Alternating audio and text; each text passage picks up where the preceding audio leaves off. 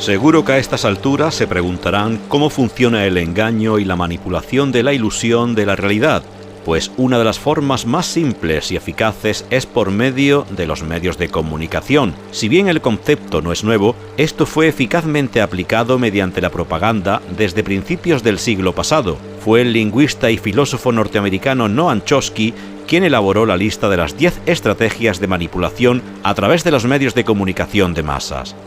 La manipulación de la opinión pública es muy sencilla con el actual sistema operativo y programas en vigencia, paradigma arquetipo, y los ejecutores saben perfectamente cómo implementarlo. 1. La estrategia de la distracción.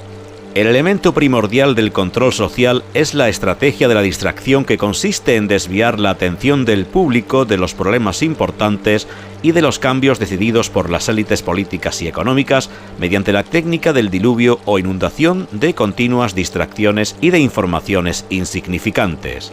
La estrategia de la distracción es igualmente indispensable para impedir al público interesarse por los conocimientos esenciales en el área de la ciencia, la economía, la psicología, la neurobiología y la cibernética.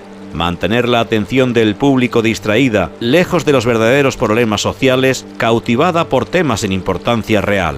Mantener al público ocupado, sin ningún tiempo para pensar, de vuelta a granja como los otros animales. 2. Crear problemas y después ofrecer soluciones. Este método también es llamado problema-reacción-solución. Se crea un problema, una situación prevista para causar cierta reacción en el público, a fin de que éste sea el mandante de las medidas que se desea hacer aceptar.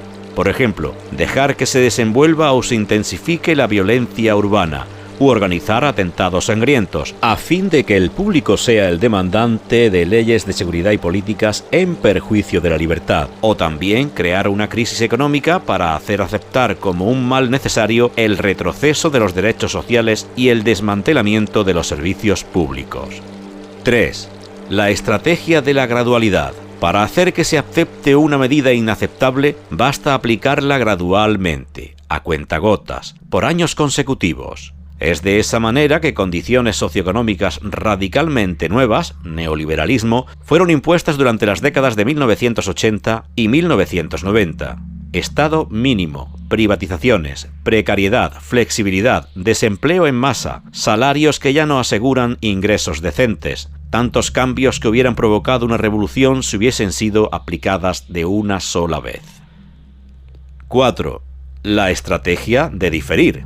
Otra manera de hacer aceptar una decisión impopular es la de presentarla como dolorosa y necesaria, obteniendo la aceptación pública en el momento para una ampliación futura. Es más fácil aceptar un sacrificio futuro que un sacrificio inmediato. Primero, porque el esfuerzo no es empleado inmediatamente. Luego, porque el público, la masa, tiene siempre la tendencia a esperar ingenuamente que todo irá a mejor mañana y que el sacrificio exigido podrá ser evitado. Esto da más tiempo al público para acostumbrarse a la idea del cambio y de aceptarla con resignación cuando llegue el momento. 5. Dirigirse al público como criaturas de poca edad. La mayoría de la publicidad dirigida al gran público utiliza discurso, argumentos, personajes y entonación particularmente infantiles, muchas veces próximos a la debilidad, como si el espectador fuese una criatura de poca edad o un deficiente mental. Cuanto más se intente buscar engañar al espectador, más se tiende a adoptar un tono infantilizante. ¿Por qué? Si uno se dirige a una persona como si ella tuviese la edad de 12 años o menos, entonces, en razón de la sugestionabilidad, ella tenderá, con cierta probabilidad, a una respuesta o reacción también desprovista de un sentido crítico como la de una persona de 12 años o menos de edad. 6. Utilizar el aspecto emocional mucho más que la reflexión.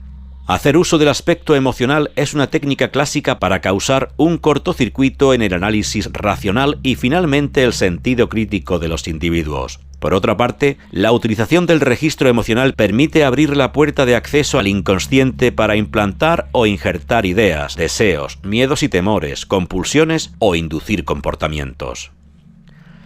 7. Mantener al público en la ignorancia y la mediocridad. hacer que el público sea incapaz de comprender las tecnologías y los métodos utilizados para su control y su esclavitud. La calidad de la educación dada a las clases sociales inferiores debe ser la más pobre y mediocre posible, de forma que la distancia de la ignorancia que planea entre las clases inferiores y las clases sociales superiores sea y permanezca imposible de alcanzar para las clases inferiores. 8. Estimular al público a ser complaciente con la mediocridad. Promover al público a creer que es moda el hecho de ser estúpido, vulgar e inculto. 9. Reforzar la autoculpabilidad. Hacer creer al individuo que es solamente él el culpable por su propia desgracia por causa de la insuficiencia de su inteligencia, de sus capacidades o de sus esfuerzos. Así, en lugar de rebelarse contra el sistema económico, el individuo se autodesvalida y se culpa, lo que genera un estado depresivo, uno de cuyos efectos es la inhibición de su acción, y sin acción no hay revolución. 10. Conocer a los individuos mejor que lo que ellos mismos se conocen. En el transcurso de los últimos 50 años, los avances acelerados de la ciencia han generado una creciente brecha entre los conocimientos del público y aquellos poseídos y utilizados por las élites dominantes. Gracias a la biología, la neurobiología y la psicología aplicada, el sistema ha disfrutado de un conocimiento avanzado del ser humano, tanto de forma física como psicológicamente. El sistema ha conseguido conocer mejor al individuo común de lo que él se conoce a sí mismo. Esto significa que, en la mayoría de los casos, el sistema ejerce un control mayor y un gran poder sobre los individuos, mayor que el de los individuos sobre sí mismos.